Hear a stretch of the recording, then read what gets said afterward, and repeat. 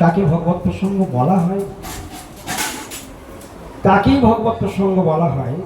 যেটাকে বৈষ্ণবীয় ভাষাতে বলা হয় ভাগবত ধর্ম। ভাগবত ধর্ম কাকে বলে? আমরা যে ধর্ম করি এই ধর্মের নাম হলো ভাগবত ধর্ম।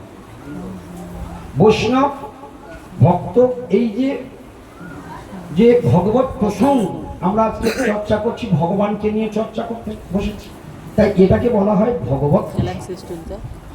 ভগবত প্রসঙ্গের মূল অর্থ কি? ভগবত প্রসঙ্গের মূল অর্থই হলো ভাগবত। খুব ঠান্ডা মাথায় বুঝতে হবে, তাহলে জিনিসটা ভেতরে প্রবেশ করবে। আমরা যে ধর্ম করি তার মর্মটা যদি আমরা বুঝতে না পারি, তাহলে আমাদের বেশি অগ্রগতি হবে না। আজকের আমরা কাকে নিয়ে চর্চা করতে বসেছি? ভগবানকে নিয়ে চর্চা করতে বসেছি, তাই এটা ভগবত প্রসঙ্গ। এই ভগবত প্রসঙ্গের মূল তাৎপর্য কি? ভাগবত ধর্ম। ভাগবত ধর্ম কাকে বলে? ভাগবত ধর্ম বলতে কি বোঝায়? সাধু শাস্ত্র গুরুবাক্য এই কথা বলছেন। আমার ইতিপূর্বে শুনেছি সাধু মুখে যে ভাগবত ধর্মই সনাতন, সনাতন ধর্মই জৈব, জৈব ধর্মই আত্ম, আত্ম ধর্মই নিত্য, নিত্য ধর্মই ভক্তি।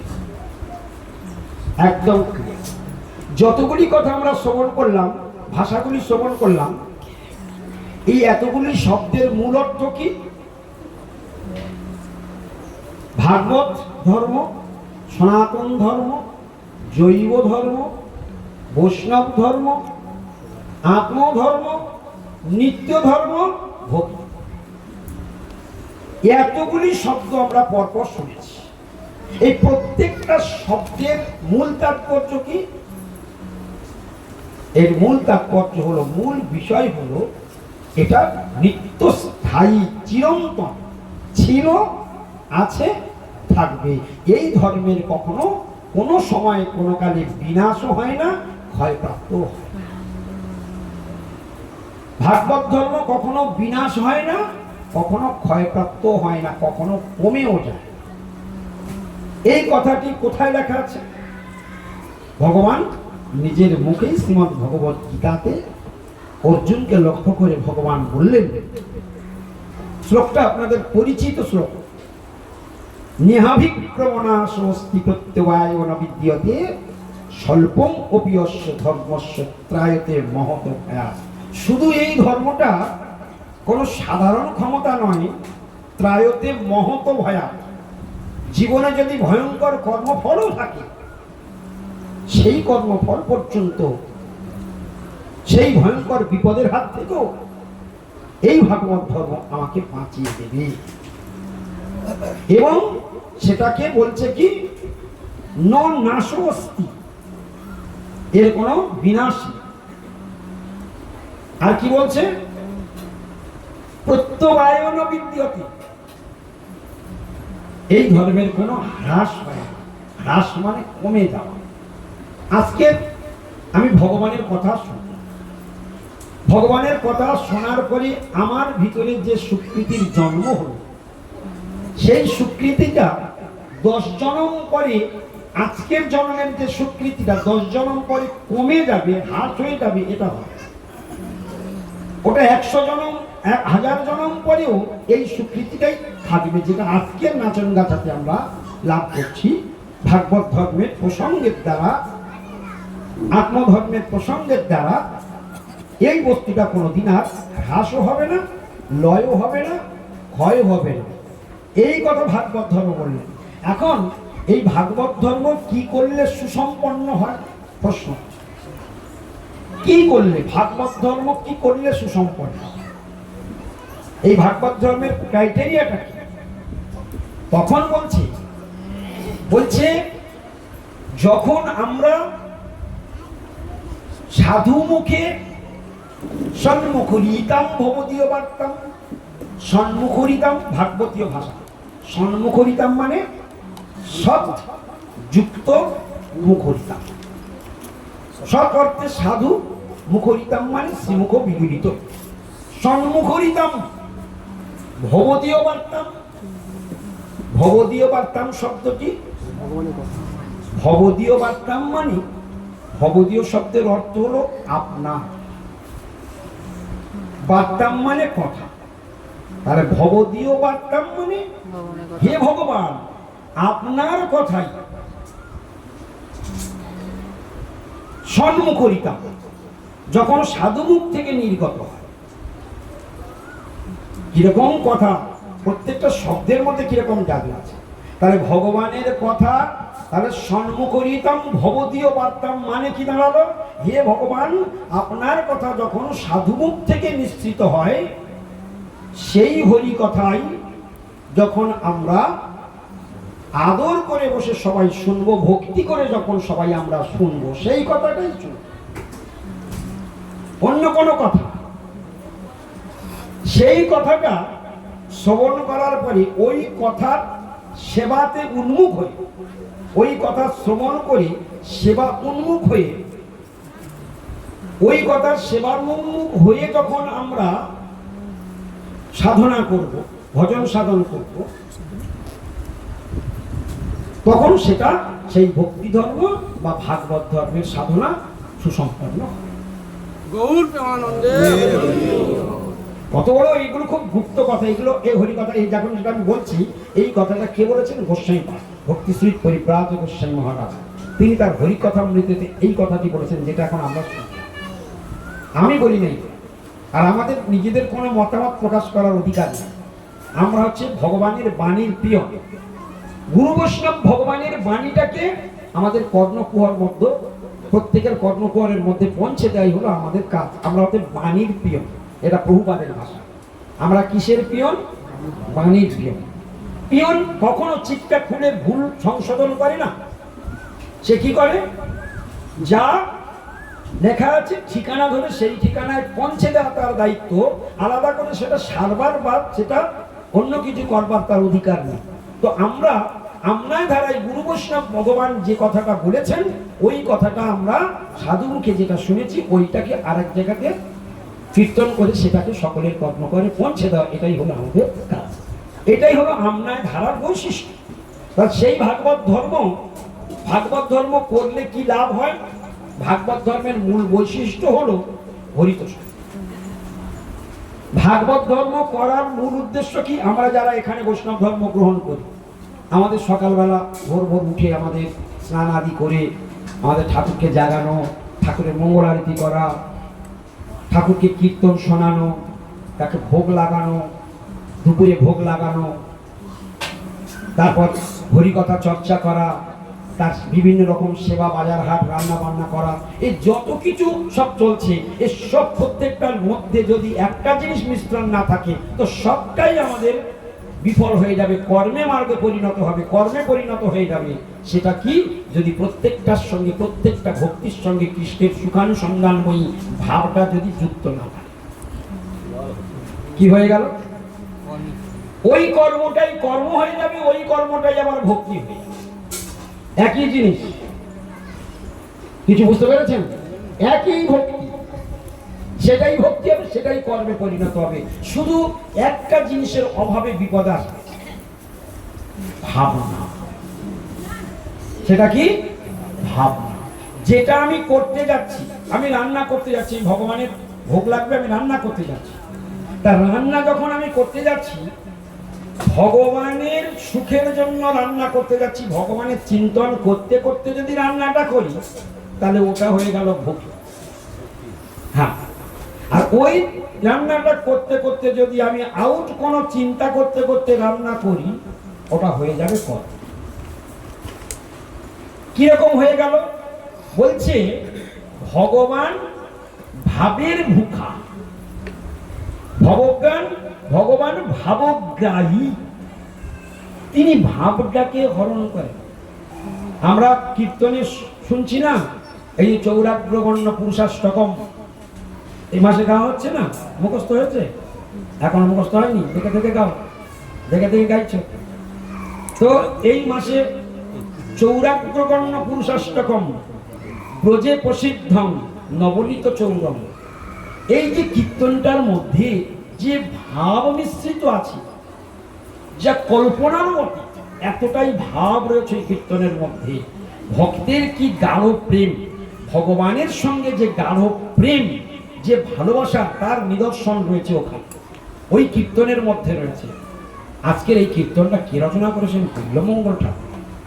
বিল্বমঙ্গল ঠাকুর আজকের কিরকম দশার মধ্যে ছিলেন, কিরকম দশা থেকে চিন্তামণির সঙ্গ প্রভাবে আজকে এইরকম জায়গায় উঠে এসেছে, এবং তার দ্বারা এমন একটা স্থানে পৌঁছেছেন যে স্বয়ং ভগবান তাকে হাত ধরে বৃন্দাবনে নিয়ে, কিরকম একটা স্থান। এবং সেইখানে তিনি ব্রজের মধ্যে দিব্য দৃষ্টিতে ভগবানের লীলা দর্শন করে তিনি কলম দিলেন, ব্রজে প্রসিদ্ধ নবনীত চৌরম গোপাঙ্গনানাঞ্চ দুকুল চৌরম অনেক জন্মার্জিত পাপ চৌরম চৌরাগ্রগণ্যং পুরুষং নমামি শ্রী রাধিকায়া হৃদয়স্য চৌরম নবাম্বুদ শ্যামলকান্তি চৌরম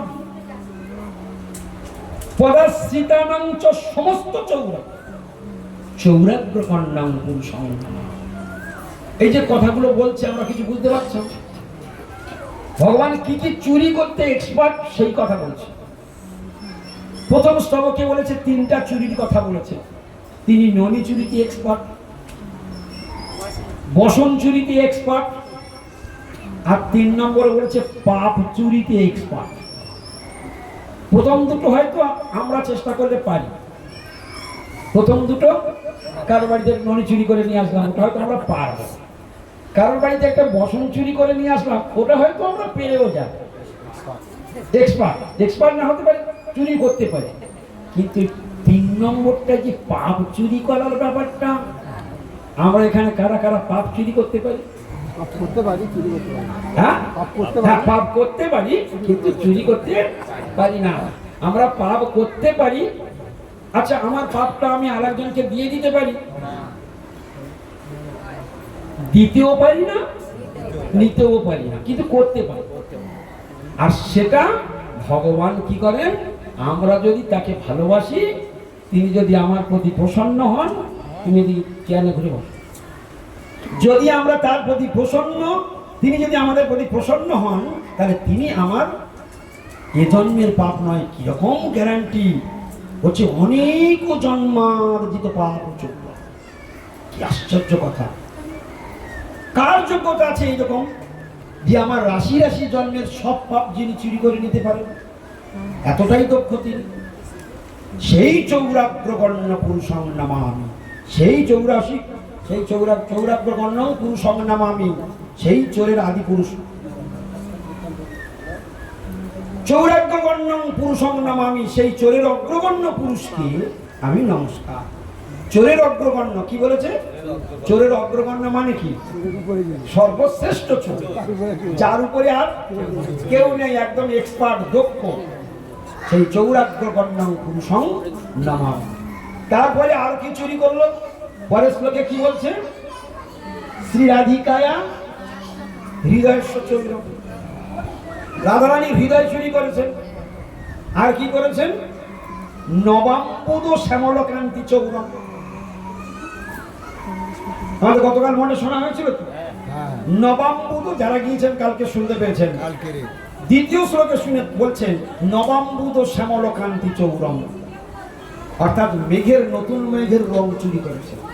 নতুন মেঘের রংটা কিরকম? নীলাভ। কৃষ্ণের গায়ের রংটা কিরকম?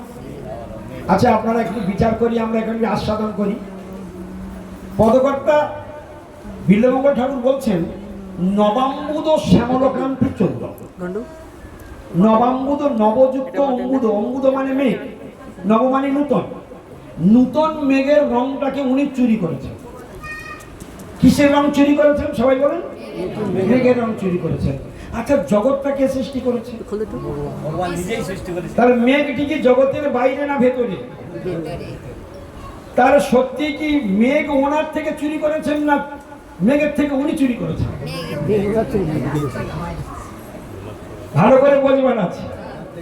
জগৎ যদি গোবিন্দ সৃষ্টি করলেন, তাহলে মেঘের জন্ম কে দিলেন?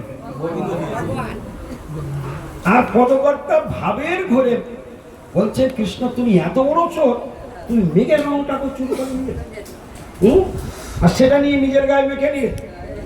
কিরকম ভাব! কৃষ্ণ ভক্তের ভাবনাটা কত সুন্দর, কত নির্মল। আর ভগবান তাড়িয়ে তাড়িয়ে আস্বাদন করছে। আমরা অনেক সময় ভগবানকে উপমা দিই, কৃষ্ণ সূর্য সম মায়া অন্ধকার। এটা কি হলো উপমা? হ্যাঁ, নিতাই পদ কমল কোটি চন্দ্র সুশীতল। কি উপমা দেওয়া হচ্ছে? যে নিতাই চরণের কি শান্ততা রয়েছে, বলে কোটি চন্দ্রের শীতলতার ন্যায় নিতাই নিতাই ঠাকুরের পাদ পদ্মের শীতলতা রয়েছে। হরিবল হরিবল। তাহলে কি প্রমাণ দিচ্ছে? নিতাই পদ কমল কোটি চন্দ্র সুশীতল। চন্দ্রের সুশীতলতার কথা এখানে প্রকাশ করলেন। আর চন্দ্রের সঙ্গে এখানে কি দরকার হলো? এই বাচ্চাগুলোকে কন্ট্রোল করুন না। সুশীতল, চন্দ্রের আলো আর সূর্যের আলো দুটের শীতলতা একরকম তো? সূর্যের আলোয় 2 ঘন্টা বসে থাকবেন, দুপুরে বুঝতে পারবেন কত ধানে কত চাল। আর রাত্রে চন্দ্রের আলোয় 2 ঘন্টা বসে থাকবেন, গায়ে হাত দিয়ে দেখবেন গা পুরো ঠান্ডা। আর সূর্যের আলোয় 2 ঘন্টা দরকার নেই, 1 ঘন্টা বসে থাকুন ওই কড়া রোদে, কি হবে আপনি টের পেয়ে যাবেন। তাহলে চন্দ্রের আলো শীতলতা দান করে, সূর্যের আলো উত্তাপ দান করে। সেখানে প্রমাণ দেওয়ার জন্য, উপমা দেওয়ার জন্য সেখানে প্রকাশ করছে কি? নিতাই পদ কমল কোটি চন্দ্র সুশীতল। আচ্ছা, উপমাটা ঠিক হয়েছে? ভগবানের নখের কোণে কোটি কোটি চন্দ্রের জন্ম হয়, কোটি কোটি সূর্যের জন্ম হয়। তার লোমকূপ থেকে কোটি কোটি ব্রহ্মাণ্ড, অনন্ত কোটি ব্রহ্মাণ্ডের জন্ম হয়। একটা ব্রহ্মাণ্ডের, একটা প্রদেশের, একটা গ্রহ নক্ষত্রের মধ্যে সেটা গণ্য, তার সঙ্গে তুলনা করা হচ্ছে। তাহলে প্রমাণটা কি ঠিক হলো? ভাবতে হবে সব কথাগুলো। এই জন্য মহাজন, কোন একজন মহা বলছেন, তাহার উপমা বেদে নাহি সীমা ত্রিভুবনে নাহিয়া। আমাদের এই উদাহরণগুলো মহাজনগণ তাহলে কেন দেন? প্রশ্ন। ভগবানকে বোঝার জন্য এই উদাহরণগুলো তিনি কেন দেন? আমাদের ব্রেনটা এতটাই ক্ষুদ্র, এতটাই দুর্বল, এতটাই নিম্ন পর্যায়ে, আমাদের ভগবান সম্বন্ধে কোনো ধারণাই।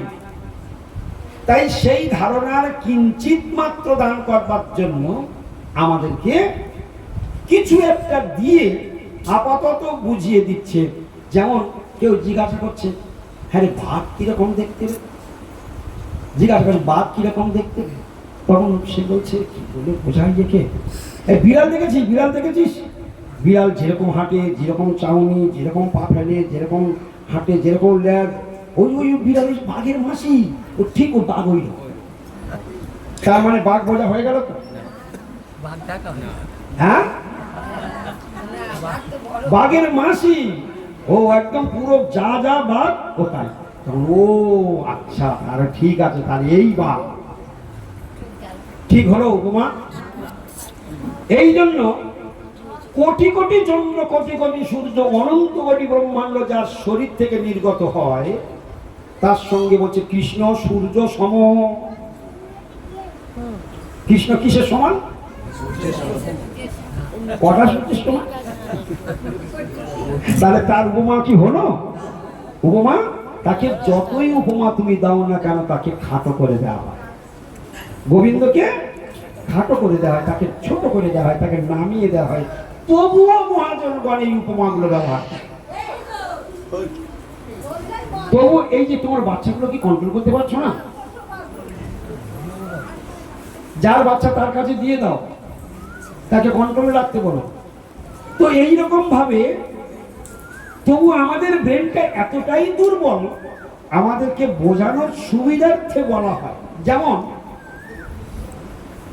আরেকজন পদকর্তা, আমরা কীর্তনগুলো গাই তো, পরশ মনির সনে কি দিব তুলনা রে, পরশ ছোঁয়াইলে হয় সোনা, আমার গৌরাঙ্গের গুণে নাচিয়া গাইয়া রে পরশ হইল কতজন। এর মানেটা কি?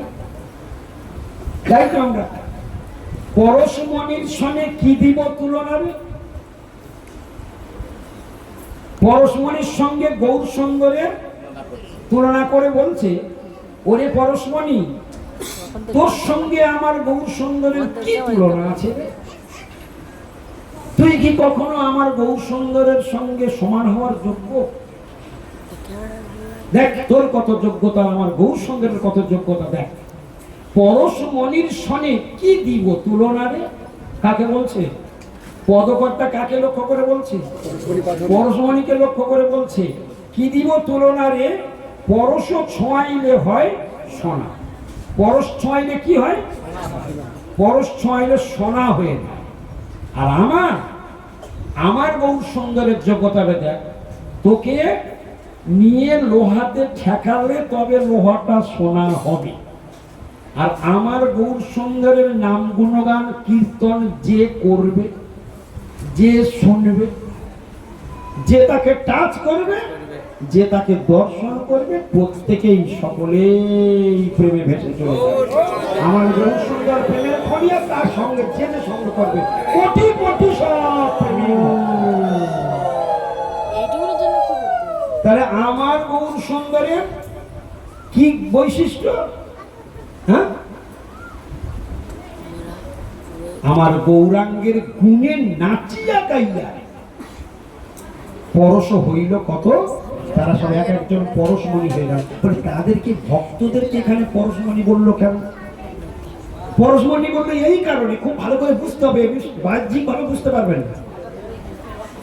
একজন পরশমণিটা কিরকম একটা উদাহরণ দিলে বুঝতে পারবে।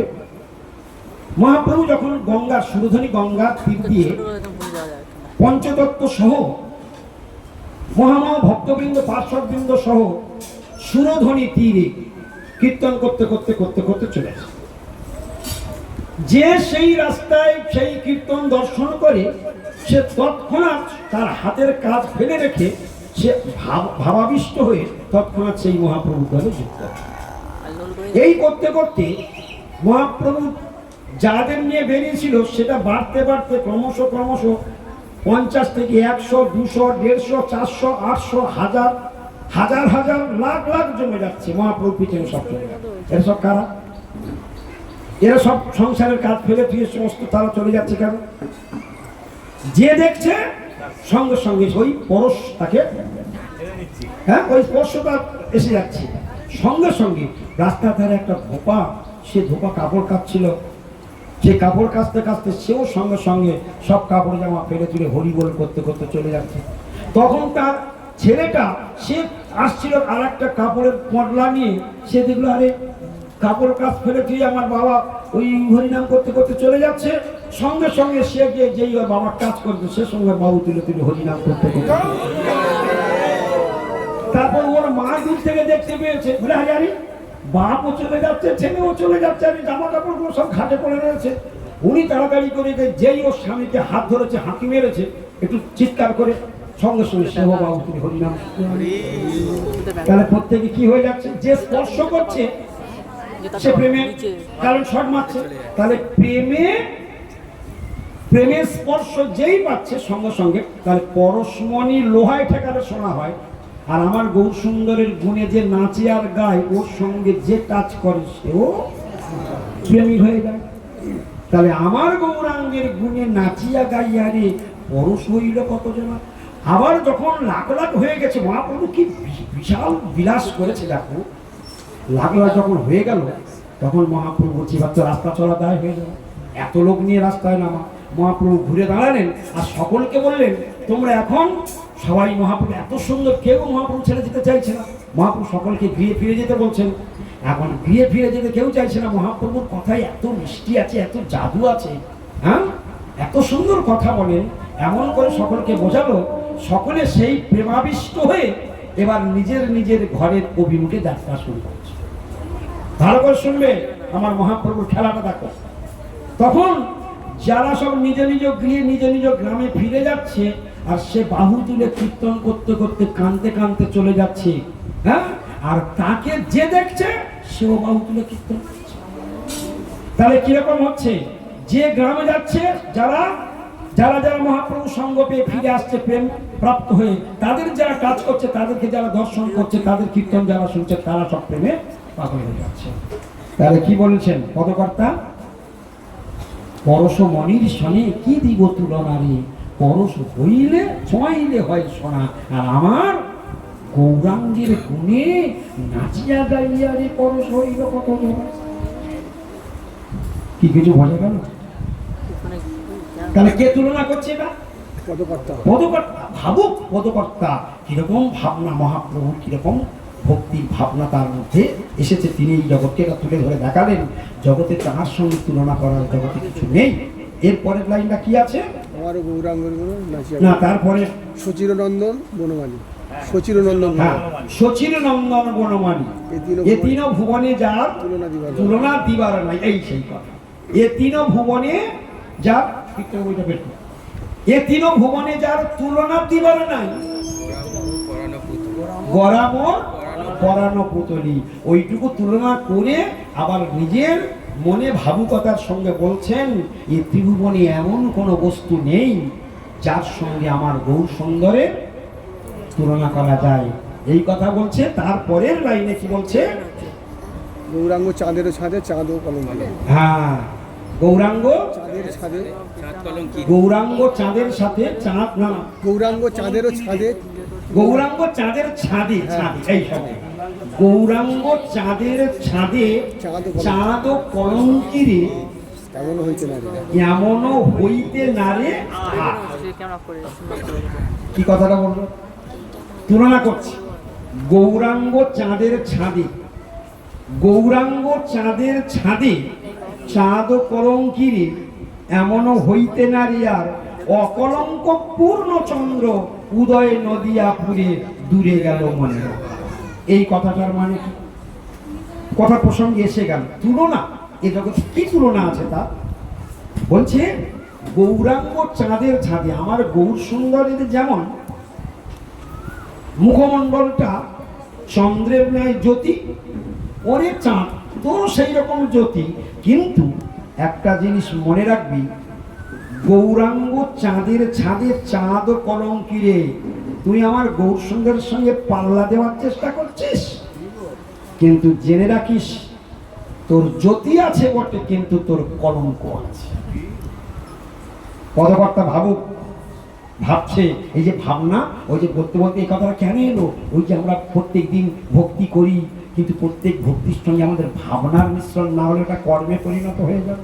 শুনছিলাম না? ওটা কিসে পরিণত হয়ে যাবে?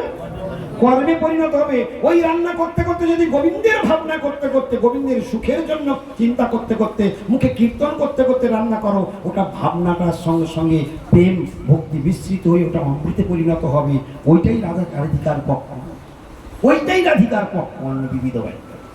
আর আমরা যখন কারো সর্বনাশের চিন্তা করতে করতে রান্না করছি, কার সঙ্গে ঝগড়ার কথা মনে মনে করে চিন্তা করছি, বিষয় কথা চিন্তা করতে করতে রান্না করছি, ওই বিষয়ের বিষ ওই রন্ধনের মধ্যে প্রবেশ করছে। ওটা কখনো রাধিকার পক্ষ রান্না করতে পারে না। ওই ভোগ কখনো গোবিন্দ গ্রহণযোগ্য নয়।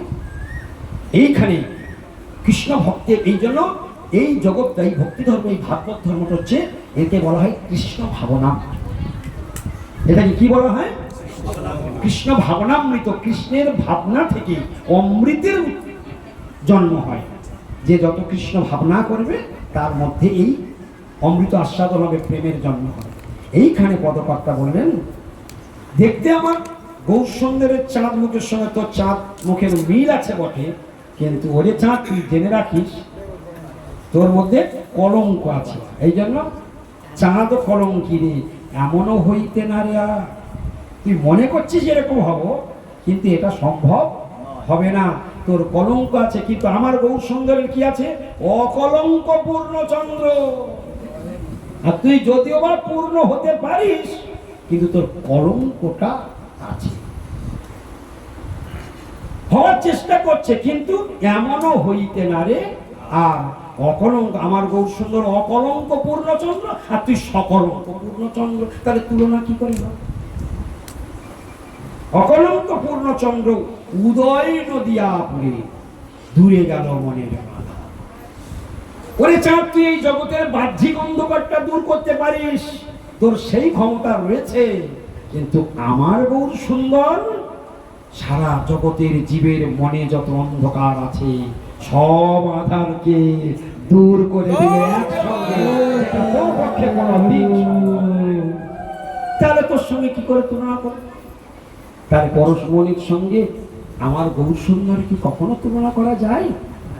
এরকম ভাবুক কীর্তনগুলো তো কোনো সাধারণ কীর্তন নয়। এরপরে বলছি, এ গুণে সুরভি সুর তরু সম নহে রে, মাগিলে সে পায় কোন। কীর্তন আমরা গাই না, কিন্তু এই কীর্তনের ভাব যদি ভিতরে না আসে তাহলে শুধু গাওয়াটাই সার হয়, ওতে ভগবানের সুখ হয় না। ভগবানের সুখের জন্য চিন্তা করে যেটা করা হবে ওটাই শুদ্ধ ভক্তি। যা তুমি সারাদিনে করো, প্রতিটা কর্মের সঙ্গে যদি ভগবানের জুড়ে না রাখতে পেরেছো, তাহলে তোমার সব ভক্তি কর্মে পরিণত হবে। ভালো করে জেনে রাখবে, যদি তার সঙ্গে ভগবানকে জুড়ে দাও, ভাব মিশ্রণ করে দাও, সঙ্গে সঙ্গে ওটা শুদ্ধ ভক্তি হয়ে যাবে। এইখানে দেখো ভাব কিরকম। এ গুণে সুরভি সুর তরু সম নহে, মাগিলে সে পায় কোনজন। মাগিলে সে পায় কোনজন মানে চাইলে তবে পায়। এ গুণে সুরভি, সুরভি কাকে বলা হয়? স্বর্গের গাভী। সুর মানে দেবতা। এ গুণে সুরভি সুর তরু সম নহে, কল্পবৃক্ষের কাছে যা চাওয়া যাবে সেটা সে দিয়ে দেবে। কিন্তু এই সুরভি গাভী, সুর, কল্পবৃক্ষ এরা স্বর্গে আছে, এদের কাছে চাইলে পাওয়া যায়, মাগিলে সে পায় কোনো। আর আমার গৌর সুন্দর চ্যালেঞ্জ চলে দিচ্ছে, পদকর্তা চ্যালেঞ্জ দিয়ে দিচ্ছে, না মাগিলে, তোদের তো মাগিলে তবে দেয়। আর আমার গৌর সুন্দর না মাগিলে অখিল ভুবন ভরি, জনে জনে যাচিয়া দেওয়াল প্রেম ধন। সকলকে যেচে যেচে প্রেম ধন দিয়ে দিল। আর সুরভি, দেবতা, কল্পবৃক্ষ এদের কাছে চাইলে তবে দেয়। তাহলে তোর সঙ্গে আমার, তোদের সঙ্গে আমার গৌর সুন্দরের কি করে তুলনা কর? তাহলে প্রথমে ধরলো পরশমণিকে, তারপর ধরলো চাঁদকে, এবার ধরেছে স্বর্গের দেবতা সুরভি গাভী এবং কল্পবৃক্ষকে, তাদেরকে ধরেছে। এরপরে এবারে ফিনিশিং এর দিকে যাচ্ছে, গোরা চাঁদের তুলনা কেবলই গোরার সহ। অতএব যতই তুলনা করার চেষ্টা আমরা করি না কেন, এ তুলনা কখনো হবে না। ওনার উপমা উনি, ওনার তুলনা উনি। এই জন্য ভাগবতে একটা কথা আছে, কৃষ্ণ সুতবা যখন 12,000 বছর ধরে জলের তলায় তপস্যা করল, তারপর ভগবান যখন দর্শন দিলেন, তখন ভগবান তাদেরকে বর নিতে বলেছিলেন। তারা বললেন, বর মানে তো বণিক বৃত্তি, আমি তোমায় ভালোবেসেছি, তুমি আমার তার বিনিময়ে কিছু দিয়ে দেবে, এটা তো বণিক বৃত্তি হয়ে গেল। অতএব আমাদের কোনো বর লাগবে না, তোমাকে আরাধনা করেছি, তোমায় পেয়ে গেছি, তোমার দর্শন পেয়ে গেছি, ব্যাস, আর কোনো কিছু লাগবে না। ভগবান বলছে, না না না, আমি কোনোদিন খালি হাতে কাউকে ফেরাই না। হরি বল, সবাই তো গুলো ধরে দিয়ে দাও।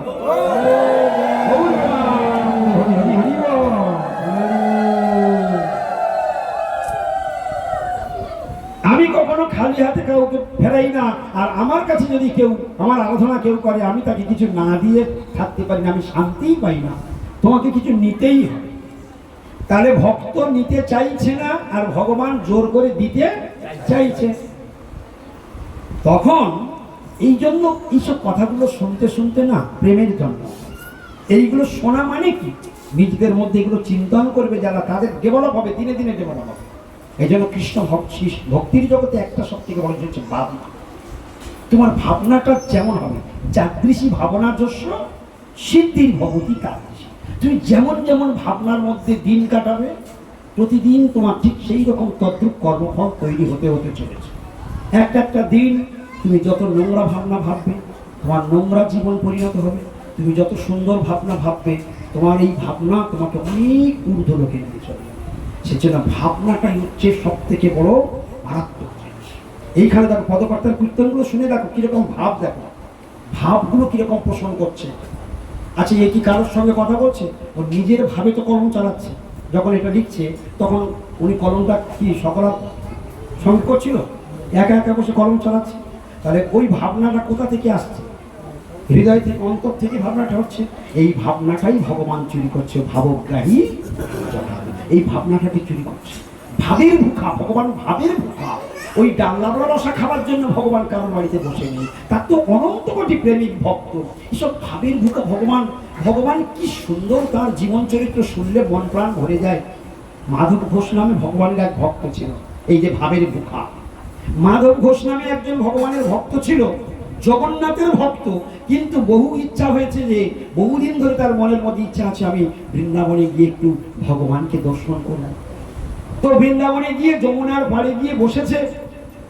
যমুনার পাড়ে বসে তখন ভগবানকে একটু ভোগ লাগাবে, তো মানসে মানসে কোনো কিচ্ছু নেই, মনে মনে বলে আজকের একটু মানে বাঁকে বিহারীকে একটু ছোলা ভোগ লাগাই বলে মনে মনে ছোলা নিয়ে এসেছে, মনে মনে যমুনার জলে ভিজিয়েছে, মনে মনে সেই ছোলা নিয়ে বাঁকে বিহারীকে মনে মনে যমুনার পাড়ে বসে বসে মানুষে নিবেদন করেছে। আর সেই ছোলা একদম খেয়ে কি হলো, বাঁকে বিহারীর ক্ষুধা মন্দা হয়ে গেল। ছোলা খেলে ক্ষুধা মন্দা হয় না?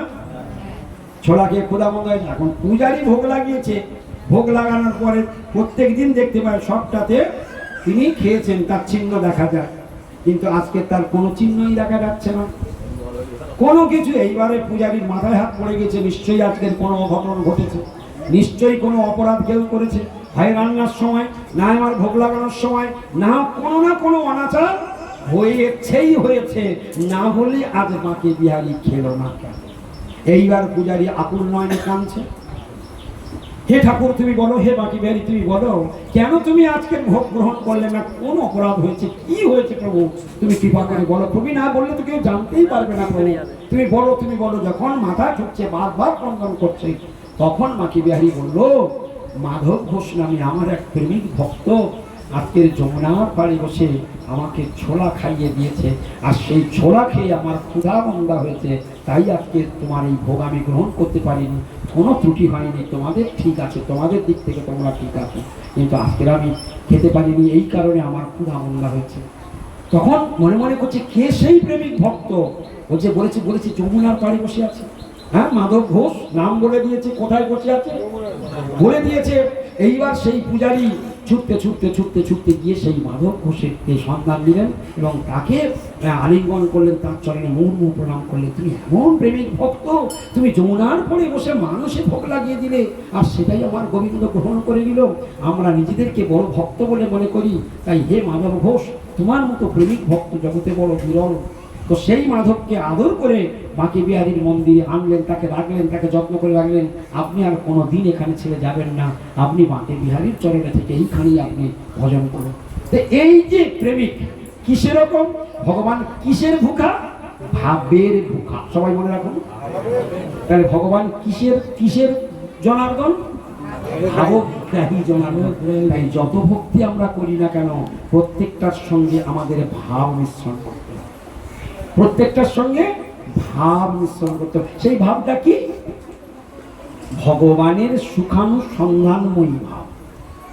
যেটা করতে যাচ্ছি, আমি যদি পালং শাকের দানাও বলি,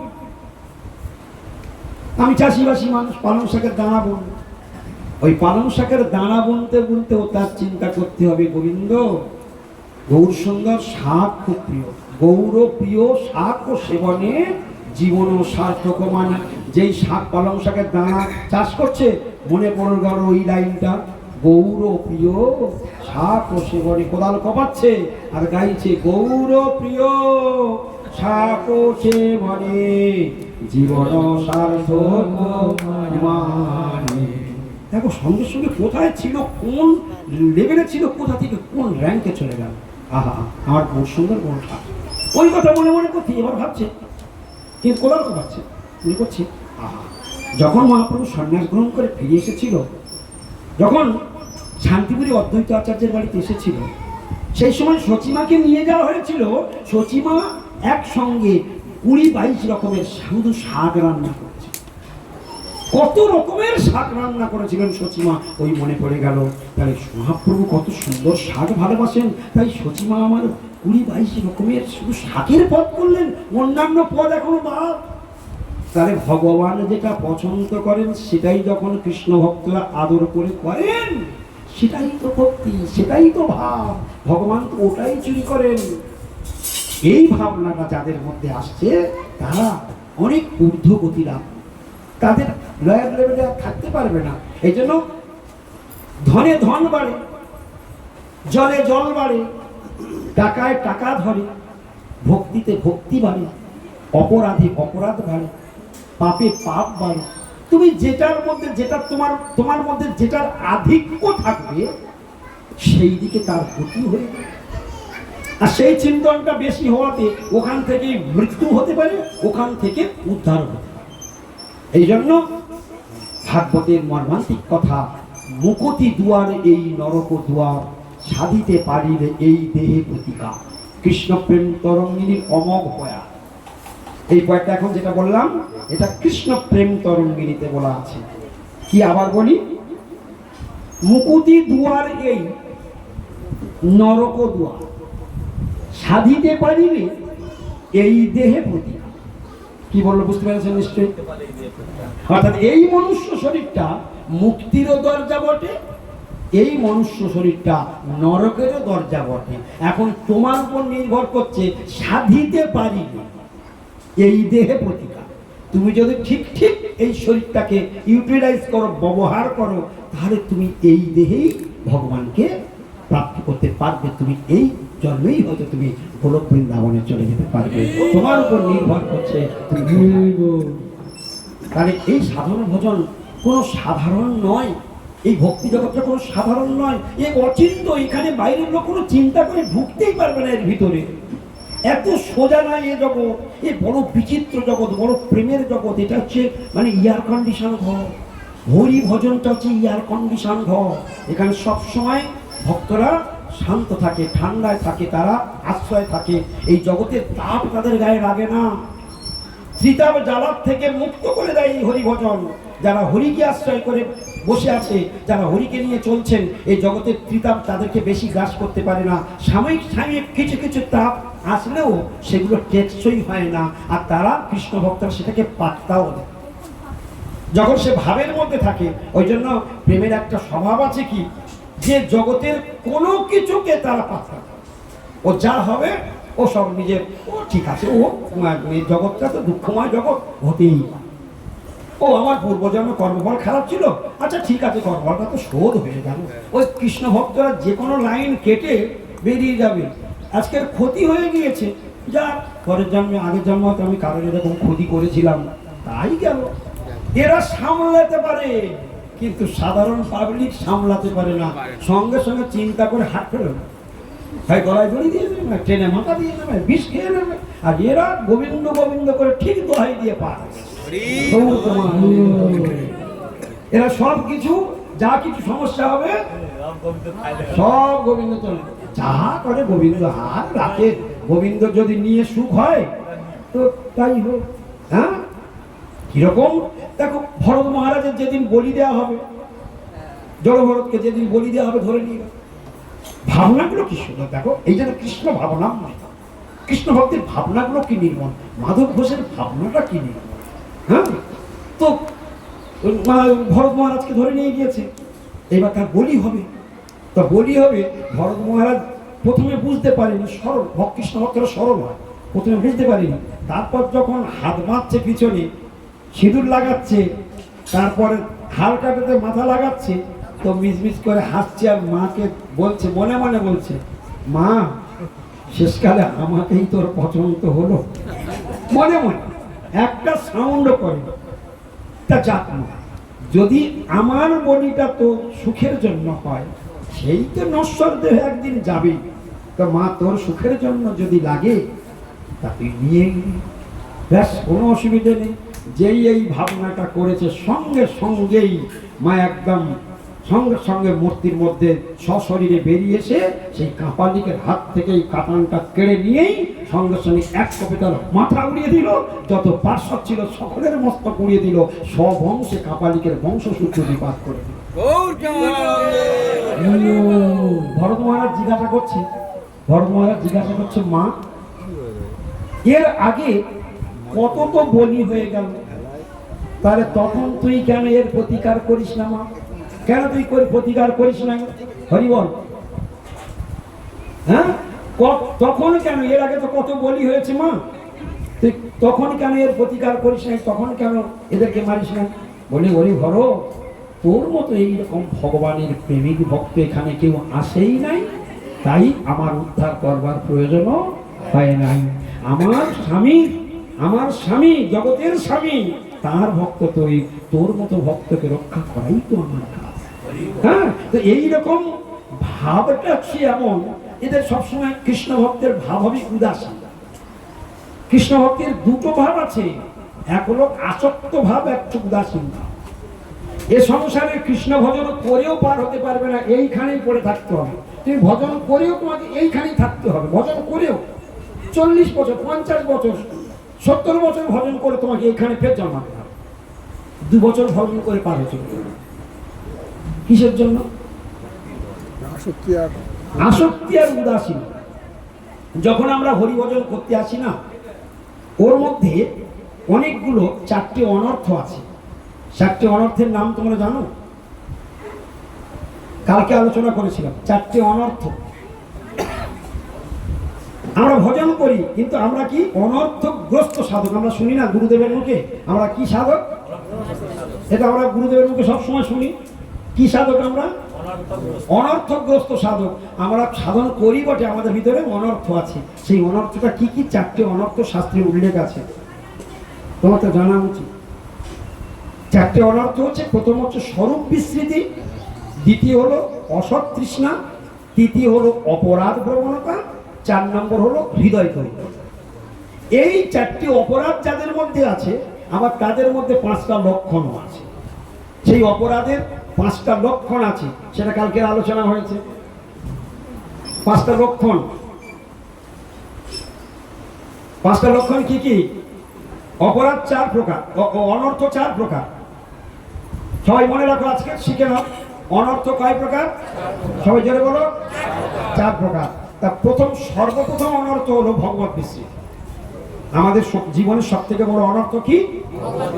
ভগবানকে ভুলে যাওয়া। ওই যোগ্যতা আমাদের সকলের মধ্যে কম বেশি আছে। দ্বিতীয় অপরাধ কি? যখনই আমরা স্বরূপ বিস্মৃতি হয়ে যাচ্ছি, তখন অসৎ তৃষ্ণা আমাকে গ্রাস করছে। অসৎ তৃষ্ণা, অন্যান্য যে সমস্ত লোভ লালসা বাসনা আদি, সেগুলো আমাকে আক্রমণ করছে। এবং ওটা যত হতে থাকছে, তারপর ওর পিছনে পিছনে সেই কাজ, সেইগুলো করার জন্য অপরাধ দিনে দিনে বর্ধিত হয়ে যাচ্ছে, আরো অপরাধ করবার বাসনা হচ্ছে। হ্যাঁ, অপরাধ কয় প্রকার? অপরাধকে কয় ভাগে ভাগ করা হয়? হ্যাঁ, 4 ভাগে। 4 ভাগে অপরাধ আছে। সেই 4 ভাগের অপরাধ কি কি? কি কি 4 প্রকার অপরাধ আছে? নাম অপরাধ, ধাম অপরাধ, সেবা অপরাধ আর বৈষ্ণব অপরাধ। এই অপরাধ প্রবণতা আরো দিনে দিনে বৃদ্ধি পাবে। আর অপরাধ প্রবণতা যখন বৃদ্ধি পাবে, ওই দিনে দিনে হৃদয় দৌর্বল্য, সঙ্গে সঙ্গে হরিভজনের করার যোগ্যতাটাও ধীরে ধীরে নষ্ট হতে থাকে। হৃদয় দুর্বল হয়ে যাবে, হরিভজনে আঘাত পাবে। এই 4 প্রকার অনর্থ যাদের আছে, আর অনর্থ আছে কিনা বুঝবো কি করে? তার 5টা লক্ষণ দেখা যায়। রোগীর রোগ কি করে নির্ণয় করে ডাক্তার? লক্ষণ দেখে। তো সেই 5টা লক্ষণ, হারদান বাবু 5টা লক্ষণ কালকে আলোচনা হয়েছে। ও তুমি ছিলে না? ও তুমি নামটা দিনেছি। সেই 5টা লক্ষণ কি কি? কার কার মনে আছে? প্রথমটা কি? প্রথমটা হচ্ছে লয়। সবাই বলো লয়।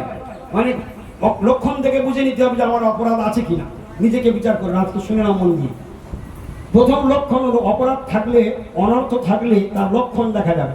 সে লক্ষণ হলো এই কীর্তন, শ্রবণ আর স্মরণ, এই 3টে একসঙ্গে চলে। এখানে পাঠ হচ্ছে, কীর্তন হচ্ছে, এখানে শ্রবণ হচ্ছে, দুই চলছে। শ্রবণের মধ্যে মধ্যে স্মরণ হচ্ছে, মনে মনে চিন্তা হচ্ছে, হচ্ছে না তিনটি একসঙ্গে? কীর্তন, শ্রবণ, স্মরণ তিনটি একসঙ্গে চলছে। বলে চলাকালীন যেই হরিকথা শুরু হবে তৎক্ষণাৎ ভূমিকা,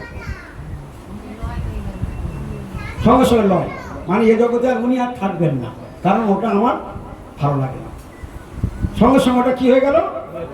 এটা হচ্ছে অপরাধের, অনর্থের লক্ষণ। কি আমার মধ্যে প্রচুর অনর্থ আছে, তার লক্ষণ হলো যেই হরিকথা শুরু হবে, যেই হরি নামের মালাটা ধরবে, কারেন্টের মতো শর্ট মার, সঙ্গে সঙ্গে ঘুম এসে আক্রমণ করে, নিদ্রা দেবী এসে তাকে ধরে। তাহলে এটা কিসের লক্ষণ? অনর্থের লক্ষণ। সবাই বলো। তাহলে শ্রবণ কীর্তন চলাকালীন, জপ চলাকালীন ঘুমিয়ে পড়াটা কিসের লক্ষণ? অনর্থের প্রথম লক্ষণ। দ্বিতীয় লক্ষণ বিক্ষেপ। দ্বিতীয় লক্ষণ কি? বিক্ষেপ মানে কি? ওই কীর্তন শ্রবণ স্মরণ চলবে, ও শুনতে শুনতে বারবার অন্য মানুষ করে অন্য জায়গায় চলে যাবে। হরিকথা শুনছে, নামত হরিকথা চলছে, বডি বসানো আছে, ও মাঝে মাঝে অন্য চিন্তায় চলে যাচ্ছে। এই চিন্তায় আর নেই, ও চিন্তা করতে করতে অন্য চিন্তা করছে, এই যদি ওই হয় তাহলে ওই হলে ওই হবে, ওই করতে হবে তাহলে এটা হবে, কেন তাহলে ওই করতে। ও এখন এখানে আর নেই, এদেশে আমি চলে গিয়েছে। হ্যাঁ, অনেকক্ষণ পরে ভক্তরা যে উলুধ্বনি দিয়ে ওঠে তখন ফেঁকে তাহলে বিক্ষেপ। তাহলে কীর্তন শ্রবণ স্মরণ চলাকালে বিক্ষেপ। দেখো তো, লয়ার বিক্ষেপ। এবার অপ্রতিপত্তি, 3 নম্বর লক্ষণ, অনর্থের 3 নম্বর লক্ষণ অপ্রতিপত্তি। অপ্রতিপত্তি শব্দের অর্থ হচ্ছে, দেখো কয়েকজন ট্যাংরা মাছ ধরছে এখন, তো অপ্রতিপত্তিটা কি বলছে? ওই কীর্তন শ্রবণ চলাকালীন নাট্যমন্দিরে তোমরা লক্ষ্য করবে আরতি হচ্ছে, নাট্যমন্দির ভরা, নাট্যমন্দির ভরা, তো সবাই উলুধ্বনি দিচ্ছে, আরতি করছে। যেই গৌর আরতি আর যুগল আরতি হয়ে গেল, সঙ্গে সঙ্গে নাট্যমন্দির দেখবে 75% ফাঁকা হয়ে গেল, ফাঁকা হয়ে যাচ্ছে। অর্থাৎ অসামর্থ্য বোধ। অপ্রতিপত্তি হচ্ছে অসামর্থ্য বোধ। উফ, কতক্ষণ আর দাঁড়াবো বাবা, হাতটা কনকন করছে, সেই কখন এসেছি, শেষ হয় না। হ্যাঁ, আর শেষ আর হয় না এতক্ষণ ধরে। ওই মোটে 10 মিনিট কি সুন্দর আরতি আর টুক করে হয়ে যায়। আর গৌরী মিশনের যে 1 ঘন্টা ধরে আরতি, আর কখন দাঁড়াবো, অনেকক্ষণ এসেছি। হ্যাঁ, ও তাড়াতাড়ি নাট্যমন্দির থেকে পালাতে পারলেই বাঁচে অসামর্থ্য বোধ। কি? অসামর্থ্য বোধ, ভিতর থেকে সারা আসবে, এতক্ষণ অসামর্থ্য বোধ, তখন থেকে কেটে পড়ে। আর 4 নম্বর হচ্ছে রসাস্বাদ। 4 নম্বর লক্ষণ হচ্ছে রসাস্বাদ। হ্যাঁ, বাজিয়ে হাত ফাটিয়ে ফেলে দেবে। এই নবদ্বীপের ছেলেরা বাজনা বাজায় কীর্তনের সঙ্গে, বা নাট্যমন্দিরে যখন আরতি হয় ছেলেরা বাজনা বাজায়, দেখেছো? হ্যাঁ, এত জোরে বাজনা বাজে কীর্তন পর্যন্ত শোনা যায়। ওরা অত জোরে বাজাচ্ছে কেন? ওই কীর্তনের তালে বাজাচ্ছে, ওর মধ্যে ওদের রস ওরা পাচ্ছে, এত জোরে বাজাচ্ছে তালের চোটে। কিন্তু ভগবানের যে বাণী কারোর কর্ণপরে পৌঁছচ্ছে না, গোবিন্দের সুখ হচ্ছে কিনা আমার দেখার দরকার নেই, আমার তো রস পাচ্ছি, আমার তো আনন্দ হচ্ছে। ওই জন্য হাত ফেটে গেলে ও তবু টেম মেরে বাজাবে, তবু আওয়াজ কমাবে। ও গুরুদেব ব্লেড দিয়ে চেয়া মেরে দিক, ফের নতুন কালকে সারি নতুন কিনে নিয়ে আসবে, কিন্তু ওই রসাস্বাদ বন্ধ হবে। হ্যাঁ, ওর মধ্যে নিজের মজাটা নিয়ে নেবে। রাসলীলা শুনতে গিয়ে ও রাধা গোবিন্দের মিলনের সঙ্গে নিজেদের দেহগত কামের মিশ্রণ করে করে ওই রসাস্বাদ করবে। এইসব অপরাধের অনর্থের লক্ষণ, বুঝতে পারছো? রসাস্বাদ, এটাকে কি বলা হয়? রসাস্বাদ। আর 5 নম্বর হলো কষায়। মনের মধ্যে বহুদিনের চিত্তের সূক্ষ্ম বাসনা লুকিয়ে রয়েছে, যে দশার জন্য আজ ভরত মহারাজকে হরিণ জন্মাইতে, অত বড় র্যাঙ্কে উঠে গিয়েও ভরত মহারাজের, ওকে বলে মূর্ছিত কষায়, নির্ধূত কষায়। কষায় মানে কষ, কষ মানে দাগ, যা চিত্তের লেগে আছে, সেটা কিছুতেই তোলা যায় না। ওই জন্য কীর্তনের মধ্যে বলে না, ছাড়ে জীব চিত্তের বিকার, জনম সফলতার, কৃষ্ণ দর্শন যার, ভাগ্যে হইয়াছে একবার, বিকশিয়া হৃদনয়ন, করি কৃষ্ণ দর্শন, ছাড়ে জীব চিত্তের বিকার। এই যে হ্যাঁ, ওই চিত্তের মধ্যে যদি একবার চলে যায় ওটা সহজে ডিলিট করা যায় না। তবুও ডিলিট হয়, কিন্তু সেটা অনেক ভাগ্যের ফলে সেটা হয়। এইগুলো সব কিসের লক্ষণ? অনর্থের লক্ষণ। তাহলে অনর্থ কয় প্রকার? আর লক্ষণ কয় প্রকার? লক্ষণ 5 প্রকার আর অনর্থ 4 প্রকার। তাহলে অনর্থ কয় প্রকার আর লক্ষণ কয় প্রকার? 5 প্রকার। আলোচনা হয়ে গেল। এবার যে যে মনের মধ্যে এটাকে বসিয়ে রাখতে পারবে সে হরি কথা বলতে পারবে, সে কীর্তন করতে পারবে। কি ঠিক কিনা? তাহলে এবারে যখন বসতে হবে তখন একটু সাবধানে বসতে হবে, যেন লয় আমার যেন না হয়, আমার যেন লয় আর না হয়। কি বুঝতে পারছো? যারা যারা আজকে শুনলে এটা সকলকে গল্প করে দেবে, লয় যেন আর আমাদের না হয়। তা চলো দেখি একটু শেষ করে দিই, আমার 3বার সিগন্যাল হয়ে গিয়েছে, বেলা বয়ে যায়। চলো আমরা তুলনা দেখাচ্ছিলাম যে ভাবুক ভক্ত কৃষ্ণ ভক্তগণের মধ্যে কি চেহারা। তো এখানে পদকর্তা লাস্ট পর্যন্ত গোরা চাঁদের তুলনা কেবল গোরার সহ, তাহার উপমা বেদে নাহি সীমা, ত্রিভুবনে নাহি না, এ 3 ভুবনে তুলনা দিবার নাই, গোরা মোর গড়ানো পুতুলি। একদম তার সঙ্গে কোনো কিছুর তুলনা করা যায় না। গোরা চাঁদের তুলনা কেবল গোরার সহ, বিচার করিয়া দেখো সবে। সবে মনে মনে বিচার করো, বিচার করে দেখো। ওই গোরা চাঁদের তুলনা শুধু কেবলমাত্র গোরার সঙ্গেই হবে, আর কারোর সঙ্গে হবে না। এই প্রসঙ্গে পিসনি সুতবার প্রসঙ্গ টেনেছিলাম। ভগবান বর দিতে চাইছে, পিসনি সুতবা নিতে চাইছে না।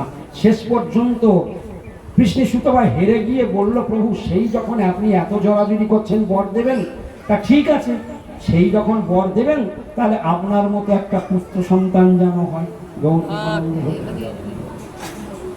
আপনার মতো একটা পুত্র সন্তান হয়। ভগবান হেসে ফেলে বলে, ভাই রে, আমার মতো তো জগতে কেউ নেই, আমার মতো তো কেবল আমি। দেখো ভগবান কৃষ্ণ সুতবা যেটা বলেছিলেন এই কথার সঙ্গে সেটা মিল নেই। আমার মতো শুধু কেবল আমি, তাই আমার মতো পুত্র যখন তোমার লাগবে, তা আমার মতো আর কেউ নেই যখন, তাহলে আমাকেই তোমার পুত্র হয়ে আছে। বিচার করিয়া দেখো সবে, পরমানন্দের মনে এ বড় আকুতি রে, গৌরাঙ্গের দয়া কবে হবে।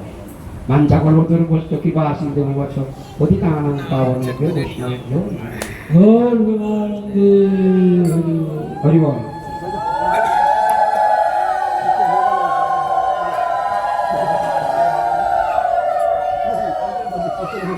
ব্রজে প্রসেদং নবনীত চরং, গোপাঙ্গনানাং চ দুকুল চৌরং,